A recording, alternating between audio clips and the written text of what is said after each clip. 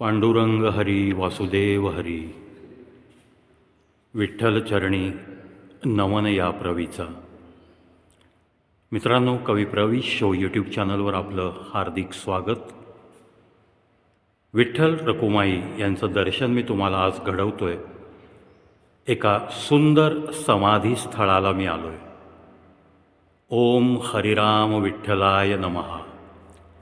संत गणोरे बाबा यांचं हे समाधीस्थळ भोकुम, जिल्हा पुणे, तालुका मुळशी. पिरंगुटला जायच्या रोडवर उजव्या हाताला टेकडी वजा ठिकाण रस्ता गेलेला आपल्याला दिसेल. अवश्य भेट द्या. आज आपण इथं आलो आहे ती एकतर या धार्मिक स्थळाची माहिती घेण्यासाठी. आपले पूजनीय बाबा जे इथले सगळं व्यवस्थापन पाहतात, प्रचंड पांडुरंग भक्ती त्यांच्या अगदी रोमारोमात भरलेली, त्यांना भेटायला आपण इथं आलो आहे. आणि मग मी काही या मंदिराविषयी, या समाधीस्थळाविषयी, या पवित्र स्थळाविषयी तुम्हाला सांगण्याआधी आपण त्या बाबांकडनंच सर्व काही ऐकणार आहोत. एखादं असं पवित्र देवस्थान असलं की व्यवस्थापन खूप छान असलं की मग त्या पवित्रतेमध्ये, त्या पावित्र्यामध्ये थोडीशी भरच पडते. या गोष्टीवर माझा तर नितांत विश्वास आहे. आणि असेच आमचे हे बाबा आहेत. चला त्यांच्याशी आपण थोडासा वार्तालाप करू. बाबा, चरणस्पर्श करून तुम्हाला नमन करतो. तुमचं नाव सांगाल जरा? माझं नाव एकनाथ महादेव हगवणे भरतवंशी. ओके. मी राहायला इथेच गावामध्ये आहे. हां. आणि गेली 60 वर्ष मठाची सेवा करतो. वा. सेवेकरी म्हणून हां. मी काम करतो. हां. आणि संबंध व्यवस्था जी आहे मठाची ती पाहतो. ते तुम्हीच पाहताय? हां. हां. पूज्य बाबांचे हे समाधी मंदिर आहे. हो. प्रेमनिधी श्री संत गणोरे बाबा आणि प्रेमनिधी श्री संत सीतामाई ओके. यांच्या तपश्चर्येने पावन झालेली भूमी आहे. आणि ह्या भूमीमध्येच आपण समोर जे पाहतो ती पूज्य बाबांची समाधी आहे. हो. आणि शेजारच्या मंदिरामध्ये पूज्य आईंची समाधी आहे. बरं. पूज्य गणोरे बाबा यांचं मूळ जन्मस्थान हे नाशिक जिल्ह्यातलं भगुरे गाव असून सावरकरांची जन्मभूमी हीच बाबांची जन्मभूमी आहे. वा. आणि त्याच ठिकाणावर त्यांनी आपलं कार्य सुरू केलं. बाबा शिंपी कुळातले आहेत. अच्छा. आणि त्यांचा लहान असताना शिंपी कामाचा व्यवसाय होता. आणि शिंपी कामाचा व्यवसाय करत असताना वयाच्या 15व्या वर्षी स्वातंत्र्य युद्ध जेव्हा सुरू झालं आणि नाना पाटलांनी बंड पुकारलं, त्या बंडामध्ये पूज्य गणोरे बाबांनी पहिली आपली उडी घेतली. आणि आपला जो व्यवसाय होता त्यावेळेला बाबांच्याकडं साधारण शिलाईच्या 12 मशीन होत्या आणि 30 कामगार त्यांच्याकडे कामाला होते. वा. पण या सगळ्यावर लाथ मारून त्यांनी स्वातंत्र्य युद्धामध्ये उडी घेतली आणि नाना पाटलांच्या बरोबर त्यांनी स्वातंत्र्य लढ्यात काम केलं. स्वातंत्र्य लढ्यात काम करत असताना त्यांनी महाराष्ट्रातील मुख्य जे अगदी अडचणीचे जे तालुके आहेत, म्हणजे नाशिक जिल्ह्यातले घोटी, इगतपुरी या ठिकाणी बाबांनी आपलं स्वतःचं कार्य आरंभ केलं. आणि हे महाराष्ट्रातून पूर्वी जी पठाणी पद्धत होती, पैसे देणे घेण्याची, व्याजाने द्यायचे आणि मग ते वसूल करायचे, आणि त्याला इंग्रज सरकारचा पाठिंबा असायचा. आणि ते करत असताना बाबांनी प्रथम ती पठाणी पद्धत आपल्या महाराष्ट्रातून तडीपार केली. ते गणोरे बाबा त्यावेळेला त्या व्यवसायात असताना त्यांच्यावर इंग्रज सरकारने वॉरंट काढलं होतं की तू ह्या जिथे भेटेल तिथे गोळ्या घाला, आमच्यापर्यंत आणूही नका. बापरे. असे बाबा 7 वर्ष भूमिगत राहिले. 7 वर्षानंतर स्वातंत्र्य मिळाल्यानंतर स्वतः महात्मा गांधींनी त्यांना विचारलं, पंडित जवाहरलाल नेहरूंनी त्यांना विचारलं की तुला काय हवं आहे, तुला जे पाहिजे ते आम्ही देतो, पद देतो, मान देतो, जे पाहिजे ते घे. पण त्यावेळेला बाबांनी सांगितलं की मी स्वातंत्र्य मिळवणं हा आमचा ध्येय होतं आणि ते मिळालं. आता तुम्ही आणि ते आम्ही आमच्या व्यवसायाला आमच्यामुळे मोकळं होतो. आणि त्यावेळेला महात्मा गांधींनी स्वतः बाबांना त्यागी गणोरे म्हणून उपाधी दिली की तुझ्यासारखे जर तरुण ह्या महाराष्ट्रात झाले तर आपल्याला खऱ्या अर्थाने स्वातंत्र्य जरी आता मिळालेलं असलं तरी खरं स्वातंत्र्य तुमच्यासारखे तरुण जर आले तर मिळेल. असं करीत असताना मग त्यांनी परत आपल्या व्यवसायाकडे जायचं, तर तो व्यवसाय त्यांनी भावांना दिला होता. मग ते परत त्या व्यवसायाकडे तिकडे गेले नाही अच्छा. आणि आपलं उपजीविकेचं साधन बघण्यासाठी ते पुण्यात आले. अच्छा. हां. पुण्यात आल्यानंतर कर्वे रोडला कचरे पाटलांच्या इथं त्यांनी आपला व्यवसाय सुरू केला. हां. 1900 शिंपी व्यवसाय. शिंपी बरं. व्यवसाय सुरू हां. केला. त्यांनी कापडाचं दुकान चालू केलं, पण त्यांच्या स्वभावामुळं जसं तुकाराम महाराजांना कपड्याचा व्यवसाय केला आणि सगळ्या लोकांनी बुडवलं, तसं बाबांनी कपड्याचा व्यवसाय केला आणि त्या काळी 30,000चं कर्ज बँकेचं काढलेलं त्यांना स्वतः काम करून भरावं लागलं. लोकांनी कपडे शिवून घेतले आणि कोणी पैसे दिले नाही.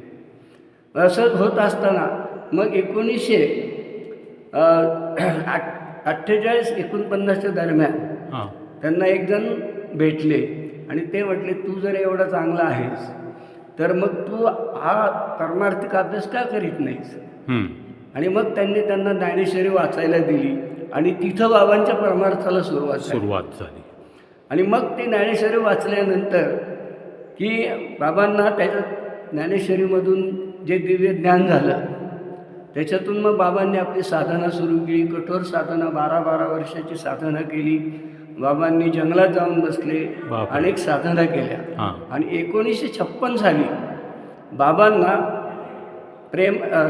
जगद्गुरू संत तुकाराम महाराजांचा स्वप्नात अनुग्रह झाला की जो तुकाराम महाराजांनी स्वप्नात ह्याच्या अगोदर फक्त बहिणाबाईंना दिला होता आणि 350 वर्षानंतर गणोरे बाबांना तुकाराम महाराजांनी स्वप्नात अनुग्रह दिला, नाममंत्र दिला आणि सांगितलं की ज्या कार्यासाठी तुला पाठवलेलं आहे ते कार्य तुला करायचं आहे. आणि त्यासाठी आज आपण ज्या जागेवर उभे आहोत ही पवित्र अशी जागा, या जागेवर त्यांना स्वप्नात दाखवली आणि सांगितलं तिथं जाऊन तू तुझं कार्य पुरं कर.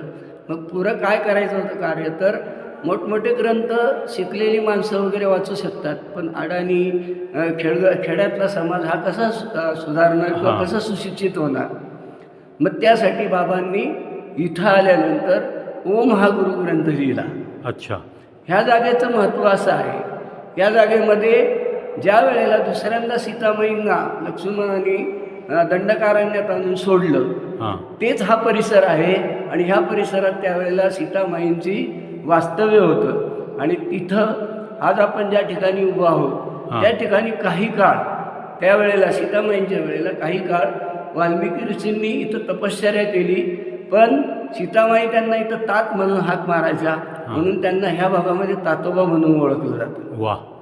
अशा या ठिकाणी बाबांनी तपश्चर्या हे जागा बाबांनी संबंध महाराष्ट्रात शोधून पाहिली, पण त्यांना सापडली नाही. शेवटी ह्या जागेचे मूळ मालक जे होते ते त्यांनी बाबांच्याकडे दूध द्यायला जायचे. ते बाबांचा असा विषय चाललेला असताना ते म्हणले माझी एक जागा अशी आहे, आणि ती त्यांनी येऊन इथं बघितली बाबांनी आणि म्हणले हीच ती जागा आहे. वा. ते दाखवलं होतं त्यांना की खाली घाट आहे, घाटाच्या तिथं एक म्हसोबाचं मंदिर आहे आणि हा वरचा माळ आहे.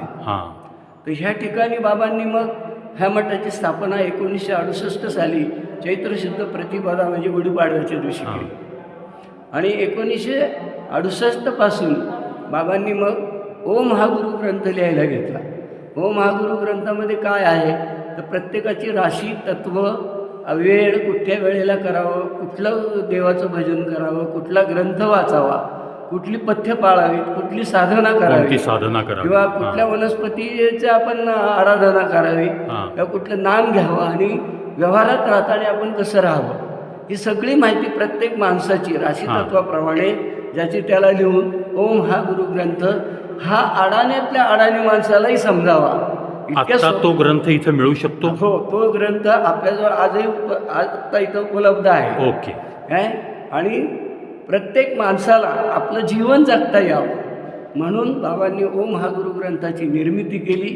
आणि हे परिसर हा सगळा जो आहे हा इथं 12 मंदिर आहेत, ती राशी तत्वाप्रमाणे बांधलेली आहेत की बा प्रत्येक मी अभ्यास केला ओम हा गुरुग्रंथाचा आणि त्याची दैवत, तर मग ती सगळी दैवतं तुम्हाला इथं मिळतात. इथं तुम्हाला साधना करता येते. इथं बाबांनी साधनेसाठी एक गुहा निर्माण करून ठेवलेली आहे. ओके. त्या गुहेमध्ये तुम्ही जो नामधारक आहे हां. किंवा साधक आहे तो तिथे येऊन साधना करू शकतो, बाबांच्या जवळ येऊन साधना करू शकतो. आणि मग हा आश्रम आईंनी आणि बाबांनी 1978 साली देह ठेवला. ओके. आणि त्यावेळेला आपण इथं बाबांची समाधी, बाबांना संजीवन समाधी घ्यायची होती, हां. पण सरकारची परवानगी नसल्यामुळे त्यांनी देह ठेवला इथे आणि त्यांचं आपण इथं समाधीस्थळ आपण बांधलेलं आहे. हां.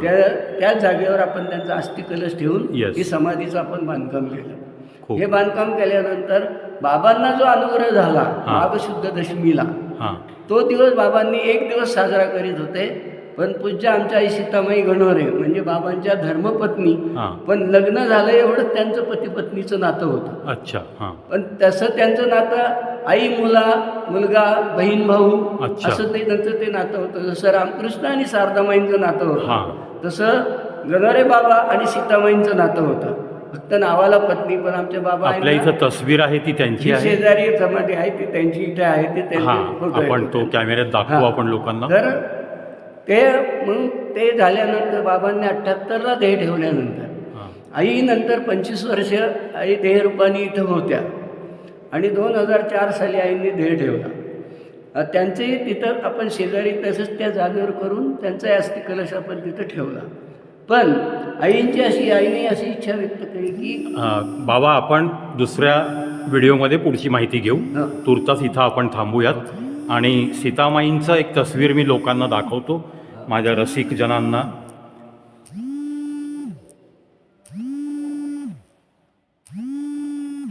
पुढच्या व्हिडिओमध्ये पुढील माहिती नक्की पाहत राहा, ऐकत राहा कवी प्रवेश शो.